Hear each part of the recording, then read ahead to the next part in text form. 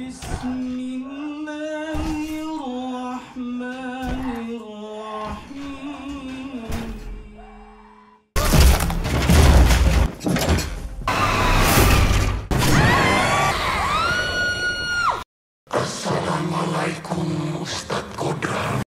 মেয়েটি নিজের পরিবারের সামনে মাথা ঠুকে আত্মহত্যা করে। সেই একই গ্রামে অন্য একটি ছেলে তার মাকে বলে ওঠে সে নাকি তার মৃত বাবার সাথে কথা বলে। এই মহিলা তার নিজের ছেলেকেই জ্যান্ত মাটিতে পুঁতে ফেলে। কিন্তু কেন? মুভিতে আছে রক্ত হিম করে দেওয়ার মতো চরম টুইস্ট। হ্যালো, তোমরা দেখছো এক্সপ্লেইন ফিল্ম বাংলা। আমি আছি তোমাদের সাথে নাজির। আজকের মুভি কুদরাত। মুভি শুরু হয়, দেখা যায় একটা ছেলে খাটের উপর শুয়ে চিৎকার করছে। এই ছেলেটার উপর একটা শক্তিশালী জিন ভর করছে, আর একটা লোক তার উপর এক্সারসিজম করছে এবং প্রতিনিয়ত কোরআন শরীফ থেকে সূরা পাঠ করছে। হঠাৎ করে ওই ছেলেটা হাওয়ায় ভেসে ওঠে এবং লোকটাকে দূরে ছিটকে ফেলে দেয়। তারপর সেই জিনটা ছেলেটাকে মেরে ফেলে। এই লোকটা আল্লাহর কাছে ক্ষমা চায় এবং চিৎকার করে কাঁদতে থাকে। আসলে এই মাত্র যে বাচ্চাটাকে জিন মেরে ফেলল সে এই লোকটার ছেলে আলিফ, আর এই লোকটার নাম হলো কুদরাত। কুদরাত একজন এক্সরসিস্ট, অর্থাৎ যে অশুভ শক্তির হাত থেকে মানুষকে বাঁচায়। কিন্তু আজকে সে নিজেরই ছেলেকে বাঁচাতে ব্যর্থ হয়েছে। ওই জিনটা তার ছেলেকে মেরে দেয় এবং যাওয়ার সময় বলে, আমি আসওয়ালা, আল্লাহর শত্রু। এরপর কুদরাতকে জেলের মধ্যে দেখা যায়। সেখানে তার সাথে আর একটা লোকও রয়েছে। ওই লোকটা কুদরাতকে বলে, তুমি আল্লাহর কাছে ক্ষমা চাও, আল্লাহ তোমাকে বাঁচিয়ে রেখেছে এবং কিছুদিন পর তুমি জেল থেকে ছাড়াও পেয়ে যাবে। উত্তরে কুদরাত বলে, আমি আল্লাহকে বলিনি আমাকে বাঁচিয়ে রাখতে। আসলে নিজের ছেলেকে হারানোর পর কুদরাত আল্লাহকে আর বিশ্বাস করত না। কুদরাতের হাতে তার পরিবারের একটা ছবি দেখা যায়। জানা যায় তার স্ত্রীকেও আসওয়ালা নামক জিনটাই মেরেছিল, আর এখন তার ছেলেকেও আসওয়ালাই মেরে ফেলেছে। এরই মধ্যে আসওয়ালা একটা পুলিশের উপর ভর করে এবং কুদরাতের গলায় একটা শিকল জড়িয়ে তাকে টানতে টানতে ঘরে নিয়ে যায়। তারপর তাকে সেখানেই ঝুলিয়ে দেয় আর বলে, তোমাকে সারা জীবন কষ্ট করতে হবে। এই নরক থেকে মুক্তি পাওয়া একমাত্র উপায় এটা। অন্যদিকে জেলের মধ্যে থাকা সেই লোকটা সাহায্যের জন্য চিৎকার করে বাকি পুলিশদের ডাকে, কিন্তু ততক্ষণে কুদরাতকে আর বাঁচানো সম্ভব হয় না। কুদরাত চোখ খুলে দেখতে পায় সে একটা মরুভূমির মধ্যে রয়েছে। তার গলায় সাদা কাপড়। সে চারদিকে শুধু আল্লাহর বাণী শুনতে পাচ্ছে। সেই উত্তপ্ত মরুভূমির মধ্যেই কিছু দূর হেঁটে গিয়ে সে বুঝতে পারে আল্লাহ সবসময় তার সাথেই ছিল। সেই উত্তপ্ত মরুভূমির মধ্যে বসেই কুদরাত আল্লাহর মহান হুকুম নামাজ আদায় করে। হঠাৎ সে একটা সাদা আলোর ঝলকানি দেখতে পায় এবং সে যখন চোখ খোলে সে দেখে সে মর্গের মধ্যে শুয়ে রয়েছে। আসলে নিজের পরিবারের মৃত্যুর বদলা নেওয়ার জন্য আল্লাহ তাকে একটা নতুন জীবন দান করেছেন। কুদরাত সেখান থেকে বেরিয়ে তার গ্রামে ফেরার জন্য একটা বাসে ওঠে। এখন কুদরাত আবার আল্লাহকে ভরসা করতে শুরু করেছে। গ্রামে ফিরে তার বাড়ি যাওয়ার সময় কুদরাত একটা নোটিশ বোর্ড দেখতে পায়, যেখানে লেখা ছিল, এই জমি পেশেন্টেন্ট কাহুরিপানের, এখানে গ্রামের বাইরের মানুষদের প্রবেশ নিষেধ। আচ্ছা, এখানে পেশেন্টেন্ট কাহুরিপানটা বলে রাখি, এটা হলো এখানকার গ্রামের নাম। তো যাই হোক, যাওয়ার সময় একটা চিৎকার শুনে সে দাঁড়িয়ে যায়, কিন্তু সেদিকে না গিয়ে কুদরাত আবার নিজের বাড়ি চলে যায়। দৃশ্য পাল্টায়, দেখা যায় কিছু মহিলা কোরআন শরীফ পাঠ করছে এবং একজন রান্না করছে। এর নাম হলো তান্তি এবং এই মহিলার নাম হলো ইয়াসমিন। ইয়াসমিন তান্তিকে জিজ্ঞেস করে, তোমার ছেলে জিহান কেমন আছে? তান্তি বলে তার অবস্থা দিন দিন আরো খারাপের দিকে যাচ্ছে। তার গায়ে জ্বর, সে খেতেই চায় না এবং মাঝে মাঝেই রাতের বেলা ব্যথায় চিৎকার করে ওঠে। এই কথা শেষ হওয়ার পর তান্তি কান্নায় ভেঙে পড়ে। হঠাৎ তারা জিহানের চিৎকার শুনতে পেয়ে সেদিকে ছুটে যায়। তান্তি তার মেয়ে জিহানকে শান্ত করার চেষ্টা করে আর বলে, আমি তোমার সাথেই আছি। জিহানও কাঁদতে থাকে, কিন্তু হঠাৎ করে সে সবার দিকে তাকিয়ে অদ্ভুতভাবে হাসতে থাকে। হঠাৎ করে সে নিজের মাথা সামনে থাকা একটা কাঠের উপর মারে এবং তার পুরো মাথায় রক্তাক্ত হয়ে যায়। আসলে জিহানের উপর আসওয়ালা ভর করছিল আর সেই জিহানকে দিয়ে এই সব কার্যকলাপ করাচ্ছিল। এখন সে জিহানকেও মেরে ফেলে। তার পরিবারের সকলে এসব দেখে প্রচন্ড ভয় পেয়ে যায়। অন্যদিকে কুদরাত দেখে তার গ্রামে কোনো ফসল হচ্ছে না, এমনকি মানুষকে নোংরা জল পান করতে হচ্ছে। সে তার পুরানো বিদ্যালয়ে এসে পৌঁছায় এবং সেখানে যাওয়ার পর তার বন্ধু জাফরের সাথে তার দেখা হয়। জাফর এবং সে এই বিদ্যালয়ে এক্সারসিজম শিখেছিল। কুদরাত জিজ্ঞেস করে, গ্রামের অবস্থা এত খারাপ কেন? আর কোয়াইরুচিম কোথায়? কোয়াইরুচিম হলো তাদের শিক্ষক, যে তাদের এক্সারসিজম শেখাতো। জাফর বলে, তুমি যাওয়ার পর থেকেই গ্রামে এসব শুরু হয়েছে। ফসল নষ্ট হতে থাকে, একের পর এক মানুষ মারা যেতে থাকে। কোয়াইরোচিমো তোমার এবং গ্রামের চিন্তায় অসুস্থ হয়ে পড়েন। তুমি তো জীবনে অনেক মানুষের উপকার করেছ, কিন্তু তুমি কি এমন কোনো পাপ কাজ করেছ যার জন্য আল্লাহ তোমার কাছ থেকে আলিফকে কেড়ে নিল? কুদরাত কিছু বলে না, সে চুপ করে থাকে। রাত হয়, দেখা যায় ইয়াসমিনের ছেলে আলিফ রাতের খাবার খাচ্ছে। কথা বলতে বলতে আলিফ বলে, মা তুমি আমার সাথে খেলবে? ইয়াসমিন বলে, খাওয়া হয়ে গেলে ঘুমাতে যাও। আলিফ একটু রাগ দেখিয়ে বলে, ঠিক আছে, তুমি না খেললে আমি বাবার সাথে খেলবো। এই কথাটা শোনার পর ইয়াসমিন খুবই অবাক হয়ে যায়। আসলে কয়েকদিন আগেই একটা বাস দুর্ঘটনায় আলিফের বাবা মারা যায়। আলিফ বেঁচে যায়, কিন্তু সে তার নিজের পায়ে হাঁটার মতো ক্ষমতাও হারিয়ে ফেলে। ইয়াসমিন শুনতে পায় আলিফ তার বাবার সাথে কথা বলছে। সে আলিফের ঘরে গিয়ে দেখে আলিফ একটা আলমারির মধ্যে মুখ ঢুকিয়ে কারোর সাথে কথা বলছে। সে জিজ্ঞেস করে, আলিফ তুমি কি করছো? আলিফ উত্তর দেয়, আমি বাবার সাথে খেলা করছি। এরই মধ্যে আলিফের দিদি আশা বাড়িতে চলে আসে। ইয়াসমিন আশাকে বলে, তোমার এত দেরি করে বাড়ি ফেরা উচিত নয়, এমনিতেই গ্রামের অবস্থা কেমন তুমি তা জানো ভালো করেই। ইয়াসমিন আশাকে জানায় তার বন্ধু জিহান আর বেঁচে নেই, সেই জিনটা তাকেও মেরে ফেলেছে। এর উত্তরে আশা বলে জিহান অসুস্থ ছিল, ওর কোনো ওঝার নয় বরং ডাক্তারের প্রয়োজন ছিল। আশা আলিফকে বলে যদি তার খাওয়া হয়ে গিয়ে থাকে তবে সে যেন এখন ঘুমাতে যায়। ইয়াসমিন আশাকে আলিফের অস্বাভাবিক আচরণের কথা জানায়। তারা যখন বলছিল, আলিফ আবার সেই আলমারির কাছে আসে এবং আলমারির দরজা একা একাই খুলে যেতে থাকে। ইয়াসমিন এবং আশার কথাবার্তা এতক্ষণে ঝগড়ায় পরিণত হয়েছে। তারা হঠাৎ আলিফের ঘরে কিছু একটা শব্দ শুনে সেদিকে ছুটে যায়। তখনই তাদের দিকে আলিফের হুইল চেয়ারটা ছিটকে আসে। দরজা খুলে তারা দেখে আলিফ মেঝেতে পড়ে রয়েছে। তারা আলিফকে তৎক্ষণাৎ ধরে বিছানায় তোলে। আলিফের প্রচন্ড জ্বর এসেছে। তার মা তাকে অনেক ডাকাডাকি করে, কিন্তু সে জ্ঞান শূন্য। পরদিন সকালে দেখা যায় আশা তার ভাইয়ের মাথায় জলপট্টি দিচ্ছে। সে তাদের বাবার কথা আলিফকে বলছিল। তখনই সেখানে ইয়াসমিন চলে আসে এবং আশাকে স্কুলে যেতে বলে। আলিফের ঘুম ভাঙে আর সে তার মাকে জিজ্ঞেস করে, আমার আলমারি কোথায়? ইয়াসমিন বলে, আমি সেটাকে স্টোর রুমে সরিয়ে রেখেছি, আমি তোমাকে এর থেকেও আরো ভালো আলমারি কিনে দেব।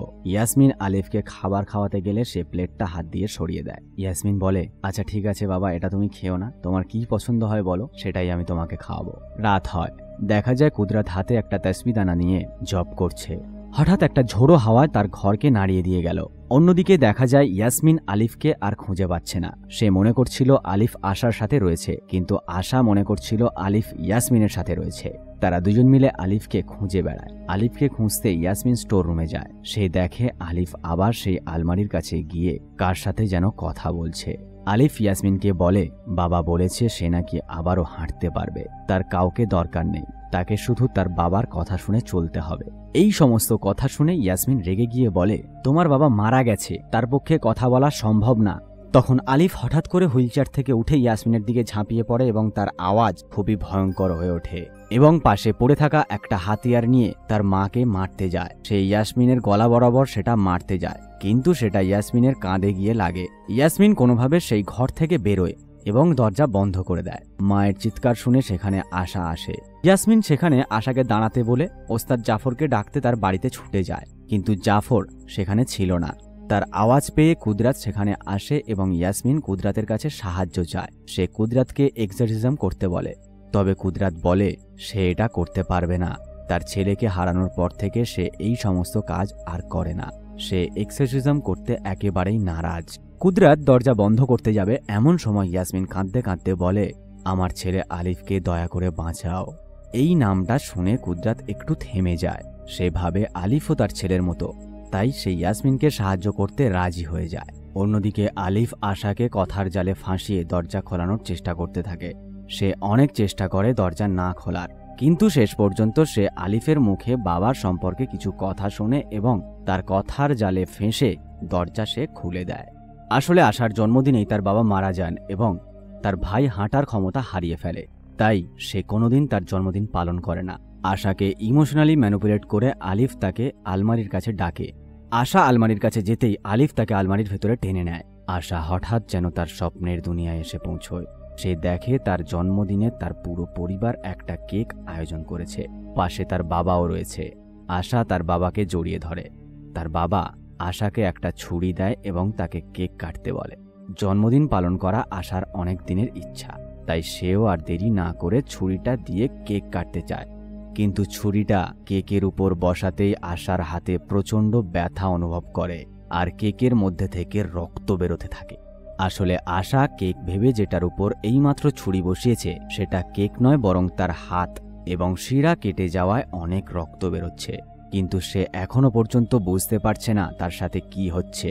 তখনই সেখানে ইয়াসমিন আর কুদরাত এসে পৌঁছয়। ইয়াসমিনের আওয়াজ শুনে আশা সেই কল্পনা থেকে বেরিয়ে আসে। কুদরাত আল্লাহর নাম নিয়ে কুদরাত সূরা পড়তে পড়তে আলিফের কপালে হাত দেয় এবং তাকে শান্ত করে। কিন্তু হঠাৎ কুদরাত দেখে আলিফ ভয়ঙ্কর রূপ ধারণ করছে এবং তাকে মারার জন্য সে হাতে একটা হাতিয়ারও নিয়েছে। এই ঘটনার পর তার বুঝতে আর বাকি থাকে না যে আলিফের উপরেও কোনো শক্তিশালী জিন ভর করেছে। সে বারবার সূরা পাঠ করতে থাকে এবং এক্সারসিজম করার চেষ্টা করে। তাদের মধ্যে লড়াই শুরু হয়। আলিফের মধ্যে থাকা জিনটাও কুদরাতকে আল্লাহর উপর থেকে ভরসা তুলে নিতে বলে এবং বলে, আমাদের শক্তির কাছে তোমার শক্তি কিছুই নয়। তাও অনেক চেষ্টা করে কুদরাত আলিফকে জিনের হাত থেকে বাঁচায়। আলিফের মুখ থেকে রক্ত বেরিয়ে আসে এবং সে শান্ত হয়। রাতে কুদরাত যখন বাড়ি যাচ্ছিল, আসওয়ালা একটা কুকুরের রূপ নিয়ে কুদরাতকে মারতে আসে। সে কুদরাতকে তার ছেলে আলিফের ভ্রম দেখিয়ে উপর থেকে নিচে ফেলে দেয়। কিন্তু হয়তো আল্লাহ কুদরাতের পাশেই ছিলেন, তাই এই যাত্রায়ও কুদরাত বেঁচে যায়। পরের দিন সন্ধেবেলা বেসিনে মুখ ধোয়ার সময় ইয়াসমিন দেখে কল থেকে জলের পরিবর্তে রক্ত বেরোচ্ছে এবং তার পুরো মুখে রক্ত লেগে। সে চিৎকার করে ওঠে এবং আশা সেখানে ছুটে আসে। কিন্তু পরমুহূর্তে ইয়াসমিন যখন আবার আয়নার দিকে তাকায়, সে দেখে তার মুখে কোনো রক্ত নেই। সে রাতেই আলিফের ঘরে আওয়াজ শুনতে পেয়ে আশা এবং তার মা ঘরে আসে। তারা দেখে আলিফের উপর আবার সেই জিনটা ভর করেছে। তারা এটা দেখে ভয়ে ঘরের দরজা বন্ধ করে দেয়। তখনই সেখানে জাফর আসে আলিফকে নিতে। আলিফকে নিয়ে যাওয়ার সময় তাদের গাড়ির সামনে হঠাৎ কুদরাত চলে আসে। জাফর গাড়ি থেকে নেমে কুদরাতের কাছে আসে। কুদরাত বলে, আলিফকে বাঁচাতে হবে। আলিফের উপর যে জিনটা ভর করছে সে কোনো স্বাভাবিক জিন নয়, সে শয়তান ইবলিসের বংশধর আসওয়ালা। আমি চাই তুমি আলিফকে বাঁচানোর দায়িত্ব আমার উপর ছেড়ে দাও। জাফর বলে, এই গ্রামে প্রত্যেক মানুষের উপর এক্সারসিজম আমি করি। প্রত্যেক দিন আমি অনেক মানুষকে বাঁচাই, তাই আমি তোমার থেকে অনেক বেশি জানি। কুদরাত বলে, এই সেই জিন যে আমার ছেলেকে মেরেছে। আমি জেলে থাকাকালীন সে আমাকেও মারার চেষ্টা করেছিল, আর এখন সে আমাদের গ্রামে এসেছে। জাফর কুদরাতকে বলে, তুমি চাইলে আমাকে সাহায্য করতে পারো, কিন্তু আলিফের দায়িত্ব আমাকেই নিতে হবে। আচ্ছা, তুমি আলিফকে সাহায্য করার জন্যই এটা করতে চাও, নাকি নিজের ছেলের মৃত্যুর বদলা নেওয়ার জন্য? কুদরাত কোনো জবাব দিতে পারে না। পরদিন সকালে নামাজ পড়ে বাইরে বেরিয়ে কুদরাত দেখে আশা কাঁদছে। সে আশাকে নিয়ে গ্রামের মধ্যে হাঁটতে বেরোয়। হাঁটতে হাঁটতে কিছুটা দূরে যেতেই তাদের দেখা হয় জিহানের বাবা মায়ের সাথে। তারা কুদরাতকে সেখান থেকে চলে যেতে বলে, কারণ তারা জাফরের সঙ্গীদের এই জায়গাতে আসার অনুমতি দেয় না। কিন্তু কুদরাত বুঝতে পারে না তারা আসলে কি বলতে চাইছে। জিহানের বাবা বলে, জাফরের জন্য তাদের অবস্থা এখন খুবই খারাপ। সে তাদের জমি জমাও দখল করার চেষ্টা করছে। জাফর নাকি জিহানের মৃত্যুর আগে পর্যন্ত শুধুমাত্র নিজের লাভটাই দেখে এসেছে। সে ধর্মের নামে সমস্ত গ্রামবাসীদের লুটছে। জিহানের বাবা রেগে গিয়ে কুদরাতকে মারতে শুরু করে। কিন্তু হঠাৎ জিহানের মা কাঁধে ঝাঁপ মারে। সেখানে থাকা কেউই বুঝতে পারে না যে জিহানের মা এমনটা কেন করল। কুদরাত এখন বিভ্রান্ত। সে নিজের কান থেকেই বিশ্বাস করতে পারছিল না। কুদরাত জিহানের বাবাকে জিজ্ঞেস করল, এটাই কি সত্যি? এতদিন ধরে কুদরাতের গ্রামে না থাকার সুযোগ নিয়েই কি জাফর তাহলে মানুষের সম্পত্তি লুটে নিচ্ছে? সে সরাসরি জাফরের কাছে চলে যায়। ততক্ষণে আলিফও সুস্থ হয়ে গেছে। তাকে নিতে তার বাড়ির লোক এসেছে। কুদরাত জাফরকে জিজ্ঞেস করে, আলিফকে সুস্থ করার বিনিময়ে ওর পরিবারের কাছ থেকে কি নিলে? বাড়ির সম্পত্তি নাকি জমি জমা? জাফর বুঝতে পারে কুদরাত তার সম্পর্কে অনেক কিছুই জেনে গেছে। কুদরাত বলে, আমাদের কাজ হলো যে মানুষকে নিঃস্বার্থভাবে সেবা করা। শিক্ষক কেআই রুচিমি আমাদের এটাই শিখিয়েছেন। তুমি যেটা করছো সেটা একদমই অন্যায়। জাফর উত্তর দেয়, আমি মানুষকে লুটছি না। আমি মানুষের কাছ থেকে এই সব নিচ্ছি এখানে একটা মসজিদ তৈরি করার জন্য। আমি এক নতুন পেশেন্ট ট্রেনের সূচনা করব। কুদরাত বলে, তোমার কাছে কোনটা বেশি জরুরি, মানুষের জীবন নাকি নতুন পেশেন্ট ট্রেন? সেখান থেকে যাওয়ার আগে কুদরাত এটাও বলে, ইয়াসমিনের জমি বা সম্পত্তি নেওয়ার চেষ্টা করো না, আর পারলে মানুষকে সুস্থ করার বিনিময়ে মানুষের টাকা নিও না, কারণ শিক্ষক কেয়াম রচিম আমাদের এই শিক্ষা দেননি। কিন্তু জাফরও ছেড়ে দেওয়ার বান্দা নয়। সে কুদরাতকে গ্রাম ছেড়ে বেরিয়ে যেতে বলে। অন্যদিকে দেখা যায় ইয়াসমিন তার ছেলে মেয়েদের সাথে গল্প করছে। তখনই হঠাৎ লাইট অফ হয়ে যায়। ইয়াসমিন কি হয়েছে সেটা দেখার জন্য স্টোর রুমে যায়। তার মনে হচ্ছিল তাকে ছাড়াও সেখানে অন্য একজন রয়েছে। আলমারির মধ্যে থেকে একটা কান্নার আওয়াজ ভেসে আসছে। সে আলমারির দিকে যেতেই হারিকেনের আগুন নিভে যায়। যতবারই সে আগুন জ্বালানোর চেষ্টা করে সেটা নিভে যেতে থাকে। ভয়ে তার হাত পা কাঁপতে থাকে এবং দেশলাই কাঠিগুলো নিচে পড়ে যায়। দেশলাই কাঠিগুলো কুড়োতে গেলে আশুয়ালা সুযোগ বুঝে তার উপর হামলা করে এবং তাকে বশে নিয়ে নেয়। অন্যদিকে মা এখনো আসছে না দেখে আশা আলিফকে বসিয়ে রেখে তার মাকে খুঁজতে যায়। সে দেখে ইয়াসমিন আসছে। ইয়াসমিন তাকে বলে জাফরকে ডেকে আনতে। আশা মায়ের কথা মতো জাফরকে ডাকতে যায়। এরই মধ্যে কুদরাত শেষবারের মতো তার শিক্ষককে বিদায় জানাতে এসেছিল। কেয়াম রচিম তাকে কিছু একটা বলার চেষ্টা করে, কিন্তু ততক্ষণে জাফরের লোকেরা সেখানে পৌঁছে যায় আর তাকে সেখান থেকে বের করে দেয়। তবে বাইরে যেতেই একটা ভিন্ন কুদরাতকে দেখা যায়। সে একজন দক্ষ মার্শাল আর্টিস্ট। সে খুবই দক্ষতা এবং কৌশলের সাথে জাফরের লোকদের সাথে একাই লড়াই করে এবং তাদের হাত পা ভেঙে দেয়। সে বুঝতে পারছিল কিছু একটা আছে যা সে এখনো জানে না। সে জাফরের ঘরের দরজা ভেঙে ঘরে ঢোকে এবং সে শুনতে পায় জাফর মৃদু গলায় কি যেন মন্ত্র পড়ছে। কুদরাত আলমারির মধ্যে একটা গুপ্ত সুড়ঙ্গ খুঁজে পায়। সেই সুড়ঙ্গ দিয়ে সোজা একটা ঘরে এসে পৌঁছয়। সেখানে সে দেখে জাফর কালো জাদু করছে। এটা দেখে কুদরাত খুবই অবাক হওয়ার সাথে সাথে রেগেও যায়। তার মানে এতদিন ধরে জাফর সমস্ত গ্রামবাসী এবং তাকে বোকা বানিয়ে চলেছে। জাফরের সাথে তার লড়াই শুরু হয়, কিন্তু জাফরের সঙ্গে কুদরাতও পেরে ওঠে না। আর এখানেই জাফর আসল সত্যিটা কুদরাতকে বলে। কেয়াম রচিমের অসুস্থ হওয়ার কিছুদিন পর থেকেই জাফর ইবলিশের সাধনা করা শুরু করে। সে নিজের অনেক টাকা এবং ক্ষমতা চেয়েছিল। সে আল্লাহকে ভরসা করত না। তার মনে হতো ইবলিশই সর্বশক্তিমান। তাই সে কালো জাদুর মাধ্যমে ইবলিশের সাধনা করে এবং ইবলিশ তাকে অনেক টাকা আর ক্ষমতার লোভ দেখিয়ে আল্লাহর পথ থেকে সরিয়ে নেয়। তারপর থেকেই জাফর ইবলিশের সাধনা করা শুরু করে। জাফর তাকে একটা পাত্রে রক্ত এনে পান করতে বলে এবং তার মতো আসওয়ালার সেবক হতে বলে। এই নামটা শুনতেই কুদরাতের আর কিছু বুঝতে বাকি থাকে না। এতদিন ধরে জাফরই আসওয়ালাকে দিয়ে সবাইকে বশ করাচ্ছিল এবং টাকা আর সম্পত্তির বিনিময়ে তাদেরকে সুস্থ করছিল। কুদরাত রক্ত পান না করলে জাফর একটা ছুরি নিয়ে তার উপর হামলা করে। তবে কুদরাত এইবার তার মাথায় আঘাত করে এবং কোমর ভেঙে তাকে অজ্ঞান করে দেয়। এরই মধ্যে আশা সেখানে এসে পৌঁছয় এবং তারা দুজন বাড়ির দিকে যায়। অন্যদিকে ইয়াসমিন সেই আলমারিতে আগুন লাগিয়ে দেয় আর আলিফকে জ্যান্ত মাটিতে পুঁতে দেয়। কুদরাত আর আশা সেখানে এসে আলিফকে দেখতে পায় না। কুদরাত ইয়াসমিনকে জিজ্ঞেস করে আলিফ কোথায়। তখনই ইয়াসমিন ভয়ঙ্কর কর্কশ গলায় কুদরাতকে স্বাগত জানায়। এইসব দেখে কুদরাত খুবই অবাক হয়ে যায়। ইয়াসমিন উত্তরে বলে তুমি নিজে খুঁজে নাও আলিফকে। এটা বলে সে কুদরাতের উপর ঝাঁপিয়ে পড়ে। কুদরাত ইয়াসমিনকে কোনোরকম কাবু করে এবং আল্লাহর নাম নিয়ে তাকে শান্ত করানোর চেষ্টা করে, কিন্তু সে কোনো মতেই শান্ত হচ্ছে না। আশা মাটি খুঁড়ে তার ভাইকে বের করার চেষ্টা করছে। ইয়াসমিন নিজেকে ছাড়িয়ে উপরে লাফায় এবং কুদরাতের উপর হামলা করে তার কান কামড়ে ধরে। কুদরাতকে সাহায্য করার জন্য আশা কোদালটা নিয়ে এগিয়ে আসলে আসওয়ালা মায়ের নিষ্পাপ মুখটা দেখিয়ে ছিটকে ফেলে দেয়। এই সুযোগে কুদরাত তাকে আবার কাবু করে নেয় এবং আল্লাহর নাম নিয়ে এক্সরসিজম করতে থাকে। অনেক চেষ্টার পর কুদরাত ইয়াসমিনের শরীর থেকে আসওয়ালাকে বের করে। তারপর মাটি খুলে আলিফকে বাঁচাতে গেলে আসওয়ালা তাকে ম্যানিপুলেট করার চেষ্টা করে। সে মাটি খুঁড়তেই নিজের ছেলে আলিফকে দেখতে পায়। আলিফ তাকে বাবা বলে কাছে ডাকছে। কুদরাতের মনে পড়ে যায় তার ছেলের মৃত্যুর কথা। সে আলিফকে জড়িয়ে ধরে, কিন্তু সে জানত মৃত্যুর পর কারোর ফিরে আসা আর সম্ভব নয়। তাই এখনো আল্লাহর উপর নিজের ভরসা রেখেছিল। তারা সবাই মিলে আল্লাহর নাম নিতে শুরু করে। আসওয়ালা ভয়ঙ্করভাবে চিৎকার করে। এই সুযোগে কুদরাত আলিফকে ধরে এবং তার উপর এক্সরসিজম শুরু করে। সে তার সর্বশক্তি দিয়ে আসওয়ালাকে আলিফের দেহ থেকে বের করে। আল্লাহর শক্তির কাছে ইবলিশও হার মেনেছে। তাদের গ্রাম এখন জিনের কালো ছায়া থেকে মুক্ত। গ্রাম এখন আবার আগের মতো সুন্দর হয়ে উঠেছে। জাফরের মারা যাওয়ার সাথে সাথেই কিয়াম রচিমের শরীরও ভালো হয়ে গেছে। তিনি আবার আগের মতো সবাইকে ধার্মিক শিক্ষা দিতে শুরু করেছেন। তবে কুদরাত এখন গ্রাম থেকে চলে যাচ্ছে। সে তার স্ত্রীর মৃত্যুর কারণ খুঁজে বের করবেই। কিয়াম রচিম কুদরাতকে বলে তুমি যাও, আমি সবসময় তোমার জন্য দোয়া করব। তবে হেঁটে হেঁটে কতটাই বা দূরে যাবে, তার চেয়ে বরং তুমি আমার বাইকটা নিয়ে যাও। সবাইকে বিদায় জানিয়ে কুদরাত বেরিয়ে পড়ে। গ্রাম থেকে বেরোনোর সময় ইয়াসমিন ও তার ছেলে কুদরাতকে শেষবারের মতো বিদায় জানাতে আসে। আলিফ নিজে নিজে উঠে দাঁড়ায় আর বলে ওস্তাদ কুদরাত, তোমাকে কিন্তু আবার গ্রামে ফিরে আসতেই হবে। কুদরাত চোখে চশমা লাগিয়ে একটা মৃদু হাসি দিয়ে বাইক নিয়ে বেরিয়ে পড়ে একটা নতুন জীবনের উদ্দেশ্যে। আর একটা লেখা দেখা যায় কুদরাত আবার ফিরে আসবে। আর এই মুভিটি এখানেই শেষ হয়ে যায়। তো যাই হোক, আজকে একটা সেরা মাস্টারপিস মুভি এক্সপ্লেন করলাম। কেমন লাগলো অবশ্যই কমেন্ট করে জানিও। আর যদি চ্যানেলে নতুন হয়ে থাকো তাহলে সাবস্ক্রাইবটা করে দিও।